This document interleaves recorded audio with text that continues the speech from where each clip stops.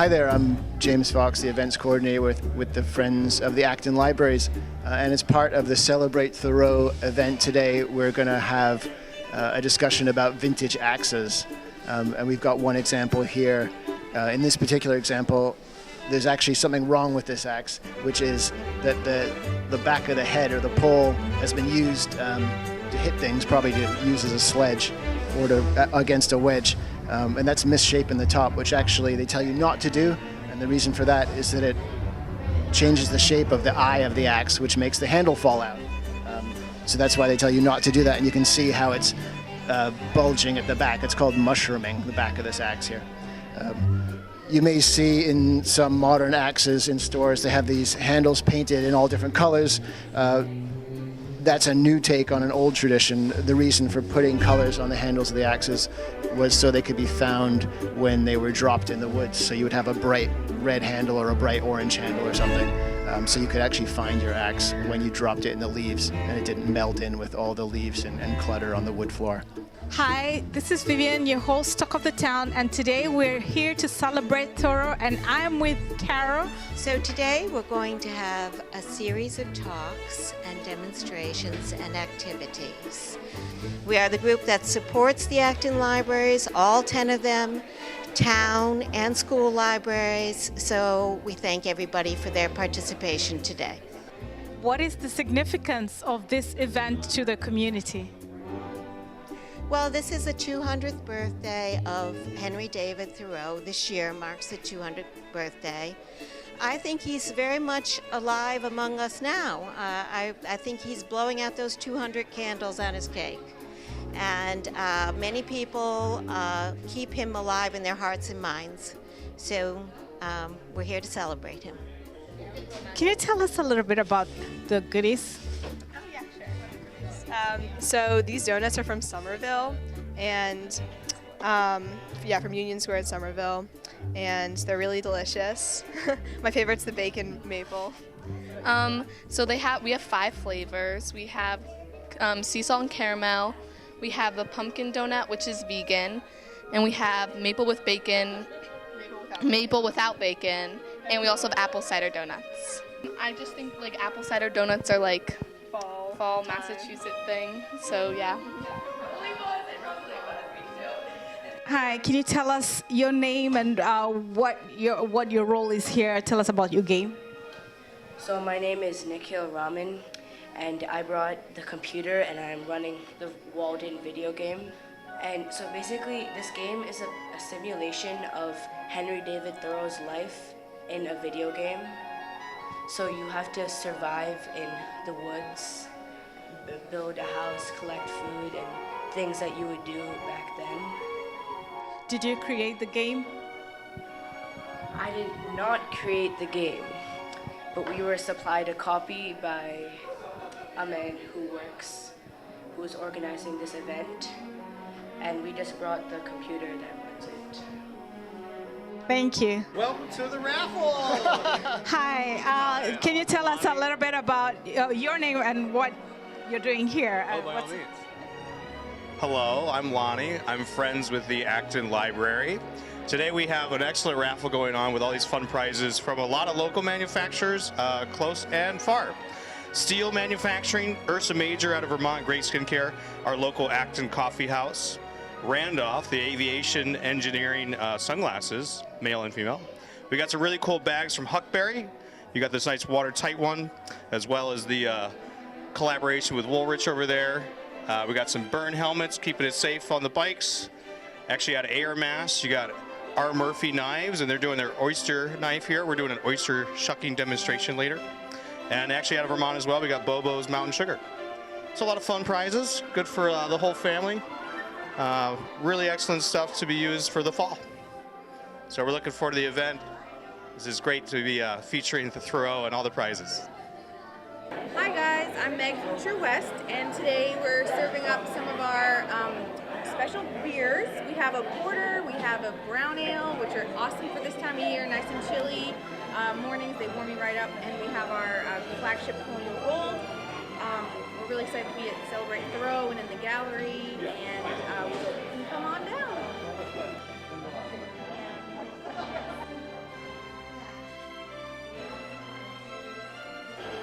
It's my pleasure to kick things off today by giving a little talk about why you should read Walden. I do so as an ordinary, everyday reader of Walden. I'm no expert on this topic, just someone who has read it several times and feels enriched by it. So after I speak, while there'll be an opportunity for you to ask some questions, I probably won't be able to answer them. Still, I do love the book, and as some of you know, I dearly love that pond, and I feel blessed to have some of it in my life each and every day. By way of background, I taught Walden many, many years ago, and I'm going to say that nearly every single one of my students pretty much hated it. And the negative reviews did not stop there. Lots of people since then have told me why they wouldn't or couldn't read the book, or that they had read it and found it very dislikable. So what I've learned is that almost everyone has a reason not to read Walden, and that I'm going to swim against a pretty strong tide today when I advise you to read it. That's why I'm going in through a kind of back door here. I'm going to praise Walden by talking about some of the reasons why people don't like the book, or especially don't like Thoreau. So, excuse number one for not reading Walden is the ad hominem attack, the attack on the man. People say that Thoreau himself was deeply flawed and was at best an impractical dreamer, and at worst, a misanthrope. People also often say he was an imposter who really didn't live a pure life at the pond.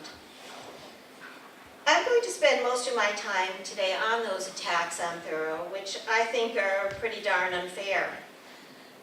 According to many critics and complainers, Thoreau's whole life and opus, or at minimum his experiences at Walden Pond, are entirely invalidated because his mom baked him cookies, or washed his sheets, or, yes, it's true, because he burned down 300 acres of the Concord woods and might have set the whole town on fire. That really happened. And for these reasons and others, some people have gone so far as to call him names. One is Catherine Schultz, a writer for The New Yorker of considerable gifts, who in an article for that magazine this year called Thoreau a piece of pond scum. Yeah, she made a big splash with that, and Thoreau lovers from coast to coast, including this one, went nuts. But she did say one thing in that article that I have to agree with, and that is that the book is more revered than it is read. Anyway, yes, if we want to judge Thoreau by the standards of our own time, we can hurl back a few insults at him. For one thing, I have to admit, with Thoreau, it's pretty much all men all the time. And yes, he did say, and I think this is nasty, that most men lead lives of quiet desperation. So, based on just those couple of facts, we can be quick to leap to the conclusion that Thoreau disdained most of us. And he also, in Walden itself, he did take shots at his own neighbors. There are quite a few put-downs there of the Concord society of his time. He also makes a strong case for solitude. Be alone with yourself. Don't be out with others so much. Don't keep presenting, and this is the quote, the same old musty cheese you are, over and over again to everybody else. So, skip to page. So a quick reading might lead us to believe that, in fact, he hated people. But if we look at Walden, if we really read Walden, we find it's nowhere near that simple, and in fact, we also find serious and clear contradictions to these negative points of view. For here in these very pages is the man who wrote that goodness is the only investment that never fails. He also wrote that, in another book, surely joy is the condition of life. And mainly throughout this whole book, when Thoreau sounds pedantic or critical or uppity, he is really just telling cautionary tales in service of higher truths. Truths that are not about this one and that one, truths that are not meant as put-downs, but truths that are illustrative of and concerned about the best way to live our lives. In fact, it becomes clear from reading Walden that he believed he had stumbled on something so right and good, this idea of living free and uncommitted, that all he wanted to do was tell the whole world about it. He said he wanted to brag as lustily as Chanticleer in the morning, standing on his roost, if only to wake his neighbors up. Yeah, he wanted to crow like a rooster. So, of course, bragging is annoying. We really don't like people who think they're wiser than we are. But here's the rub. Some of them are wiser than we are. Or at least they are in some ways. So when you read Walden, and I'm sure after this talk you're all going to run right out and do that, you have to do that as a fisher in his pond, taking home the best of your catch, and from time to time throwing a few things back in that aren't keepers. Also in the common wrong-headed insults to Thoreau category, people love to say that he was a failure who told others to go live in the woods, but then went back to civilization himself. Also perhaps the most common misconception about Thoreau was that he wanted you to go live in the woods. A good reason to read Walden is to find out that he never said any such thing.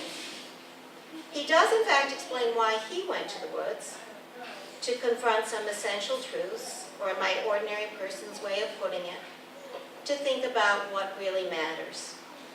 And while he was fascinated with nature, and truly America's first naturalist and defender of the natural world, long before John Muir, he never once said that living among the squirrels and without the benefit of the civilized world was the way to go.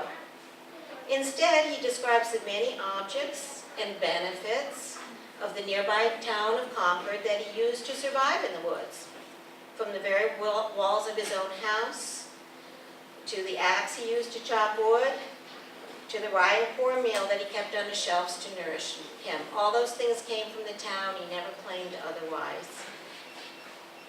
He wanted us, Thoreau's message was never to go live in nature. Instead, it was to live the best life you can. He wanted us to turn away from the meaningless and live only with the meaningful. He wanted us to abjure those little things, those fussy, distracting things, and think only of the big, important, essential things. So in modern language, his real message was not go live in the woods and be one with nature, but something like this. Don't be so busy running after one entertainment after the next, one material good after the next. Instead, read, think, pay attention, contemplate, enjoy. Spend your days being awake to what really matters. When Thoreau looked at what made life beautiful and meaningful and full of joy, there were almost no material goods in the equation. He saw the acquisition of goods as an evil. He was hardly the first. We can recall that old injunction about the rich man and the camel. Thoreau took that a little further by explaining that your things will end up owning you. That is, the more you own, the more you have to take care of and protect. I think that when he writes that the true cost of a thing is the amount of what I will call life that has to be exchanged for it, he nears a kind of absolute truth.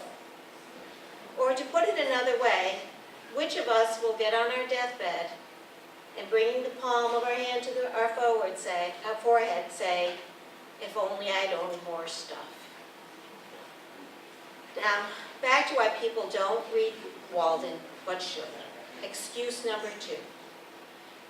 People say it's out of date and that it's irrelevant.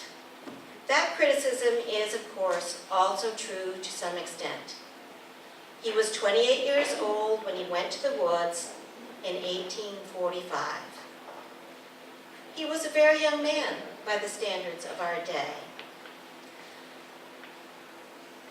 And by the way, he went to the pond just 1 year after burning down the Concord woods, when people were still talking about it. Maybe there's another motive, I don't know, but another motive could have been that just a few years before he lost his brother, who was, to whom he was completely devoted, who died suddenly of lockjaw.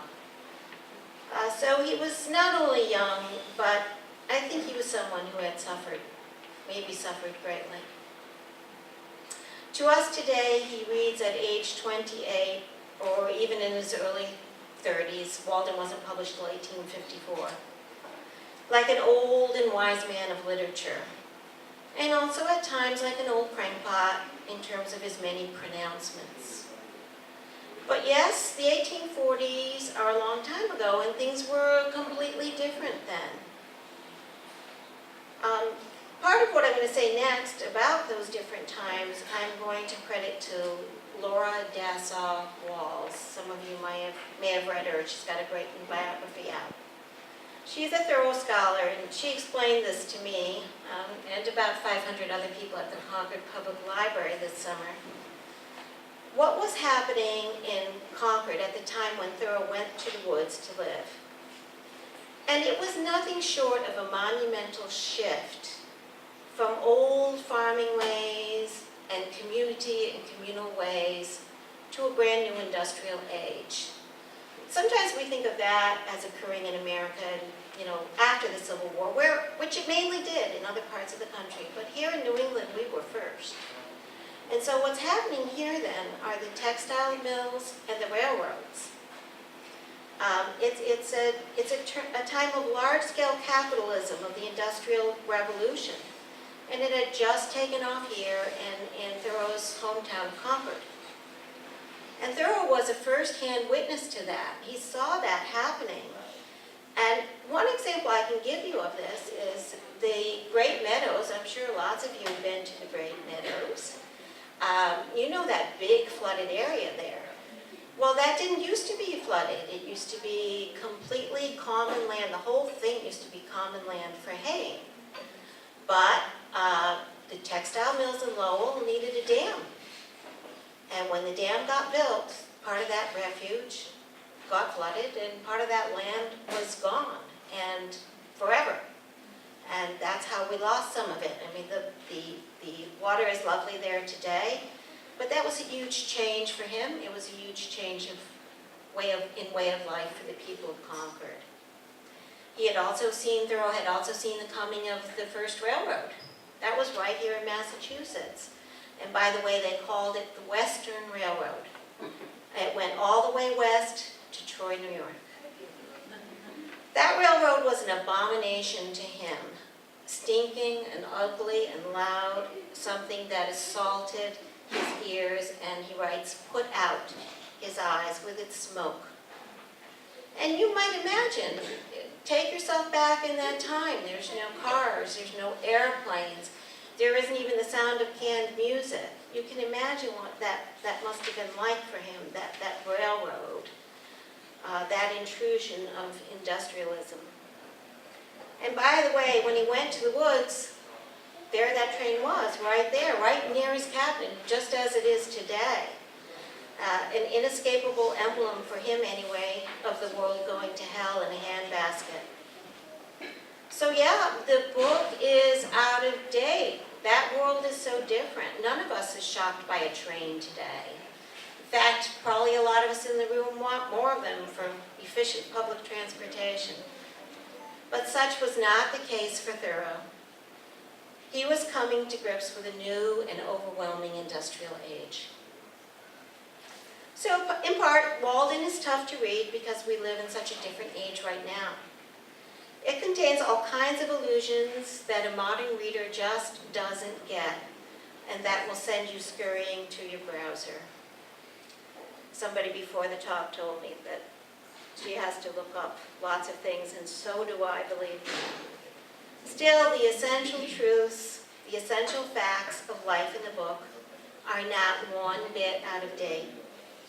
Again and again in every chapter, Thoreau explains why it is good to live simply, to live wisely, to be awake to that dawn that is within us, to eschew those distractions that we know kill time and kill our lives, such as in our modern day, and here are just some personal guesses: television, video games, endless social media. Instead, Thoreau tells you and Walden, drink deeply of this ambrosial liquid called life. Or to put it more transcendentally, go ahead and have your association with time, but also remember the timeless.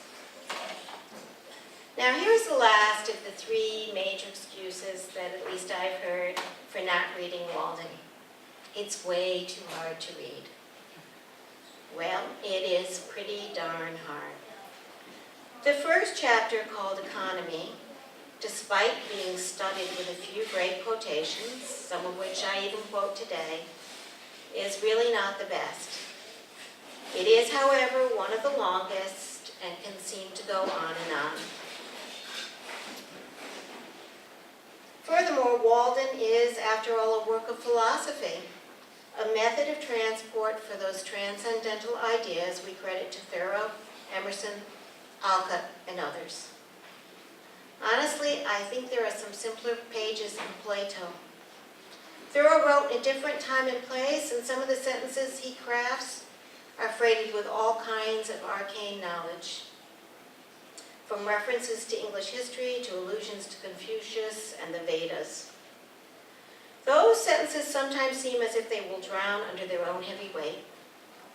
Multiple dependent clauses, unfamiliar allusions, they are enough to trim the sails of any sentence with no cargo at all, let alone the heavily freighted vessels that Thoreau is ever trying to steer toward port.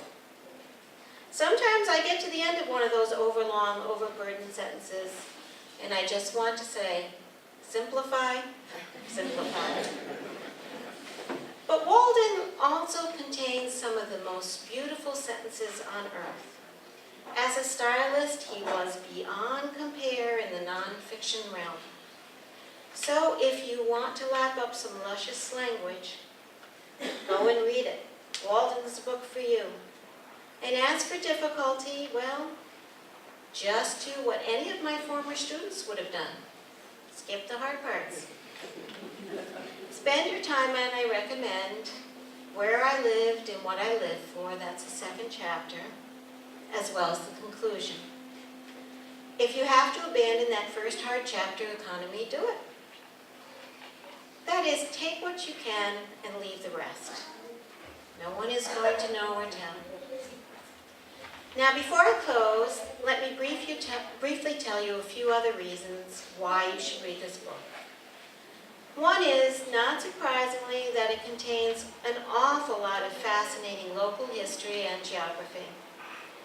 First, of course, there's everything you ever wanted to know about the pond and its inhabitants. But there's so much more, from information about the farms in Concord, to its main street at the time, to other nearby bodies of water, such as White Pond and Flint's Pond. You are going to learn details about climate, from, incidentally, one of our first chroniclers of climate, that no one else was recording at the time, such as the thickness of the ice on Walden Pond and the trees in that forest. You are even going to get a few references to Acton. Our local boys, Hosmer and Davis, even get a mention in there.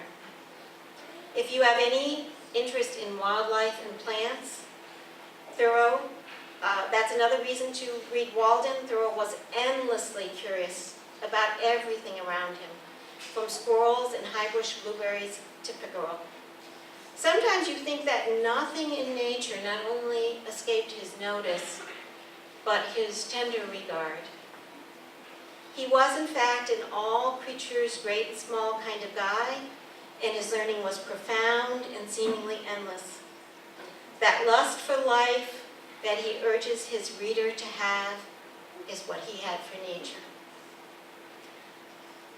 This was the man who wrote, though not in Walden, that in wildness is the preservation of the world. He advised way back when that every town should put aside 500 to 1,000 acres of land as forever wild. He knew the healing power and benefits of nature and was so far out ahead of his time in his public advocacy of them. Remember again that individual ownership was changing the outer and inner landscape of his world at that time. And he was a prophet of what that loss would mean to coming generations. Imagine what our towns would be like now if someone had listened to him. Another reason to read the book is that in this, our truthy age, Thoreau advocated for the life of the mind. We have become so suspicious of the life of the mind in modern day America, so suspicious of learning, so prone to criticize knowledge, academics. But Thoreau, he's proud of it.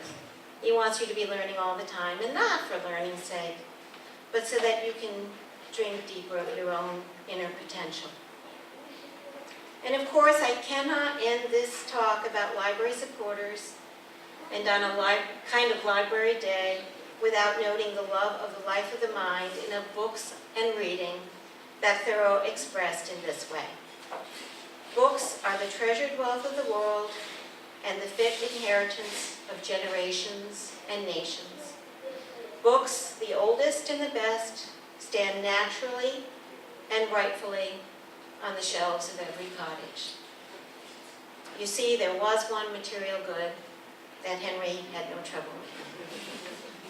So yes, read Walden to read, but most of all, read this book to transport you from your everyday and perhaps sometimes boring world of little affairs and endless details and objects to what is, at least for me, a higher, more beautiful place in the mind, a place that reminds you of how dear this life is and how lucky we are to be here, right now, among all its considerable joys. Thank you.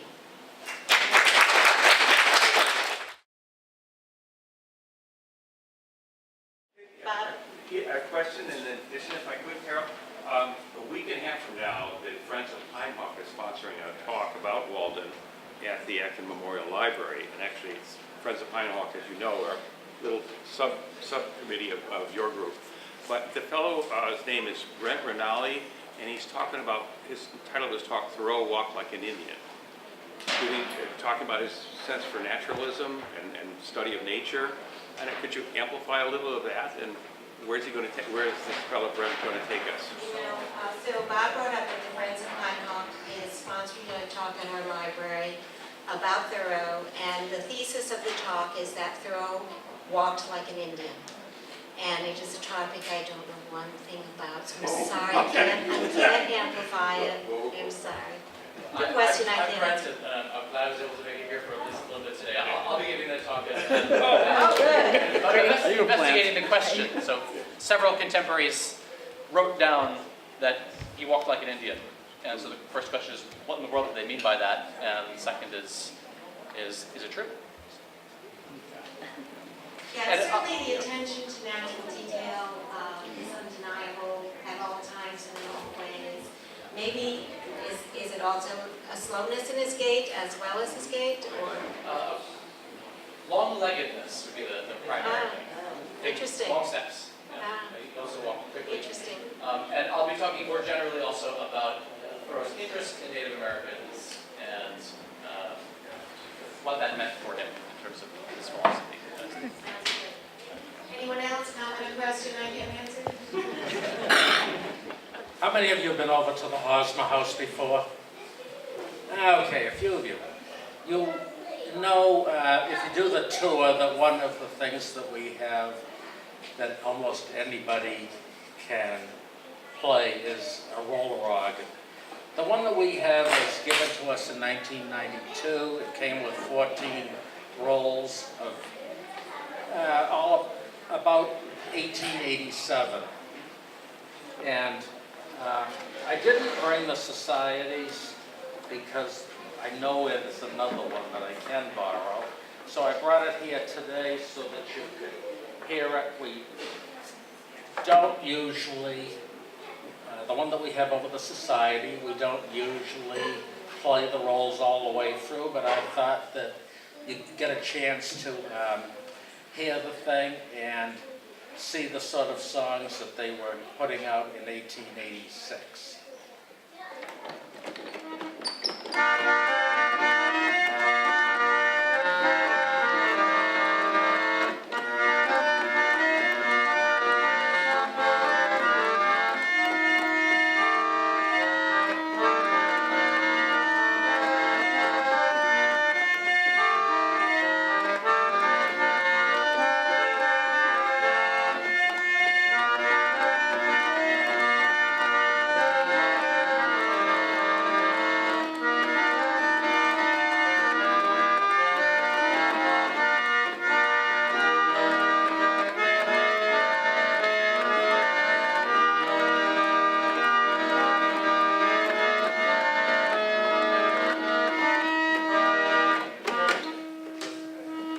Now, so simple, anybody can play it, including me.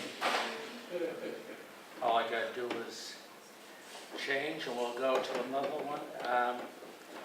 We have there's about 1,000 rolls that were made over the years for these things. And there's some fantastic collections out there between, I believe, the societies and this one here. We have about some 70 songs.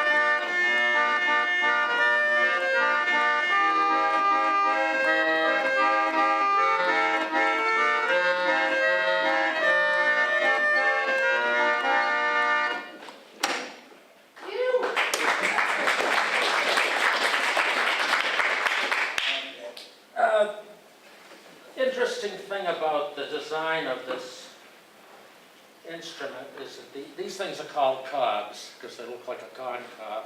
All they are is a wooden piece of probably maple turned and studded with hundreds of little nails. This thing makes 3 revolutions per song. And I only brought three songs today, so I won't torture you too much longer, but we'll see if you... This song was kind of popular after the Chicago fire when a certain cow kicked over a lamp.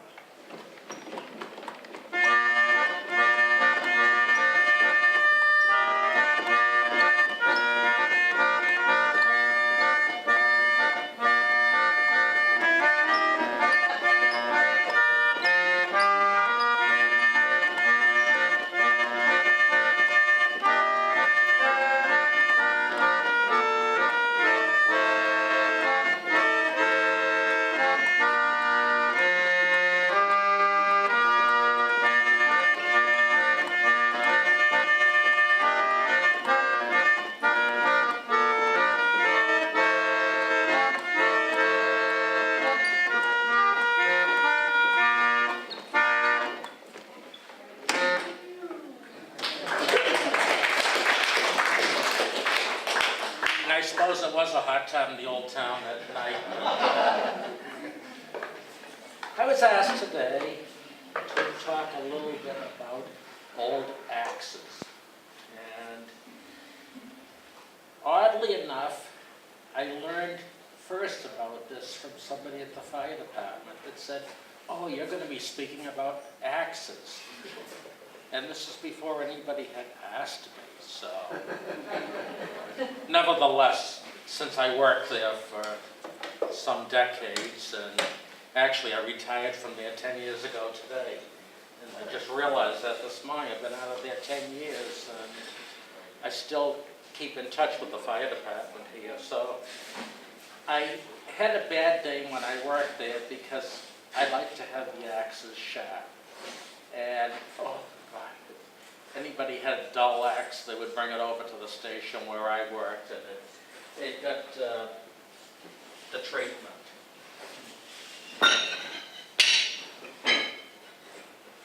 Anybody ever heard of a term, axes ringing in the woods? No? That's because you've never found an old axe. These are the axes of long ago, and when you hit a tree, they do ring. So these are probably cast steel from the 1830, 1840 period of time.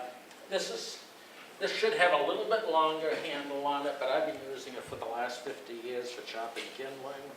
And to be honest about it, I like it with this sharp handle on it. The thing of these, see how wide it is? Well, the early axes get wider. This is called a broad axe. Be careful the way you hit this. That rings too. If they don't ring, it means they're cracked.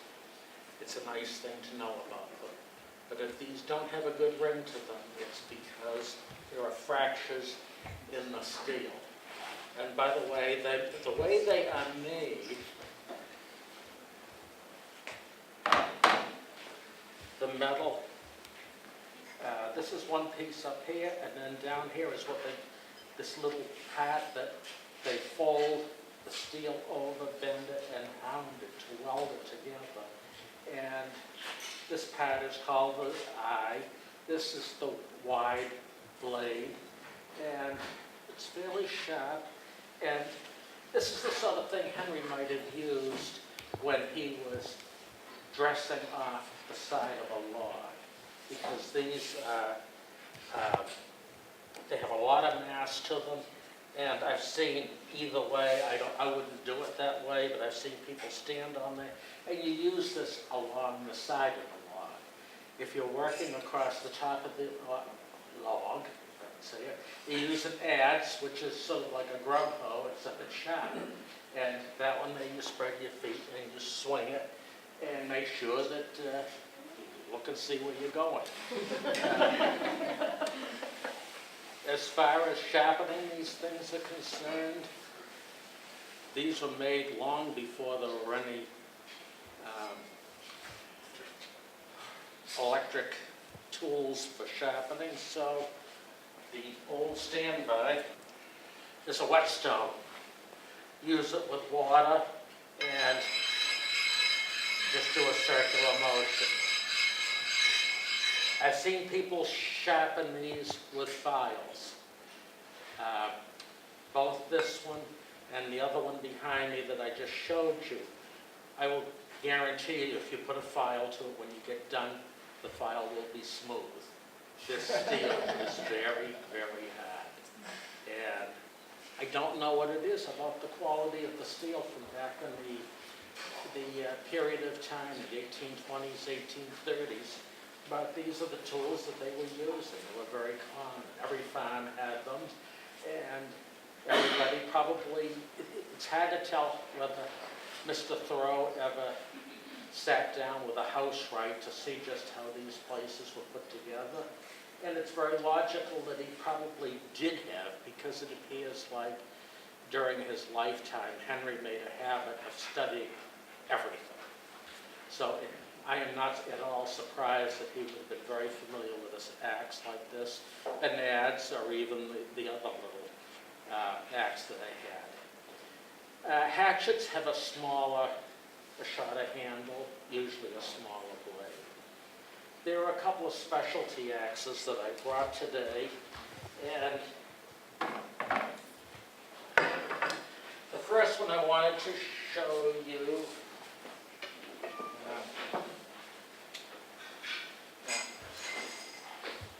is an axe that was made by Hubbard and Blake. They were up in West Waterville, Maine. I know the age of this axe because they sold out in 1888 to the American Axe Company, so I know this axe is earlier than 1888. And I've always been kind of fascinated by the fact that this is the axe that we see today. There is nothing different about it outside of it's been very badly treated in its lifetime because this whole end is rounded over from hitting wedges or something else, maybe putting it into a log and hitting it with a maul or something like that because it's rounded over the whole end of it. It's not a good thing. And you have to sort of watch these things because when you do that, these pieces break off. This thing is not meant for splitting big logs. That's what we make wedges for.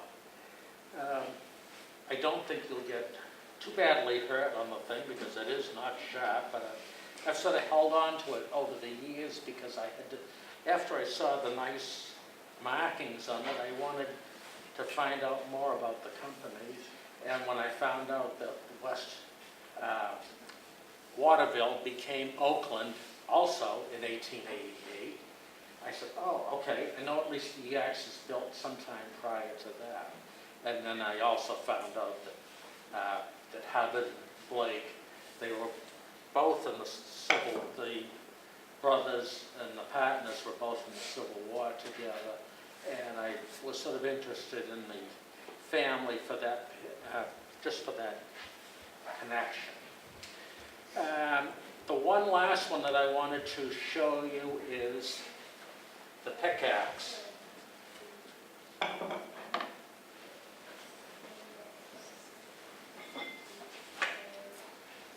Fire departments use these for the simple reason that it can be used to pry a door open. You can also go, if you're up on a roof, you can drive it right down into the roof and rock it and pull the boards up. It's a fairly handy tool, and I've seen these with a lot shorter picks. It turns out this is one of the longer ones that I have seen. It does not have any markings on it whatsoever that I can find outside of something is stamped on it, and I don't know whether it came out of a fire department some places, is my guess. I happened to pick it up at a yard sale and decided that it had to be part of my accumulation. The other thing I wanted to show you was when you're looking at these things, have a look at the condition of the handle. The big broad axe has got splits in the handle, which makes it very dangerous. If you hit something just right, it probably would fracture. If you looked at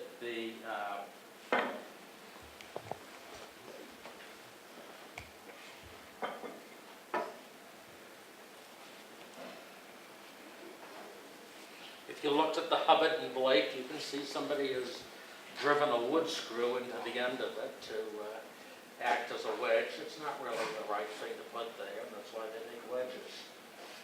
And the handle on this one really is in nice condition, whereas on the broad axe, like I said to you, it has, I could feel splits right here.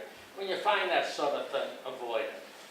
And if you're going out and going to rummage around in yard sales, stuff like that, look for ones that have that are really in good condition. Like I said, this isn't, I brought it for that particular reason because I wanted to show you what not to buy. I wouldn't really buy this axe outside of it at the crest of Hubbard blade on it, and I knew a little bit about the company, knowing a little bit about old tools. Questions? Yes? Handle wood? Yep. Hickory, I think. Hickory or ash are the two common ones. Actually, the handle in this one is, it's a nice, it feels good, you know. Some of the other ones that, you want to come up and see these things, have at it. Yeah? Where do you find most of your axes?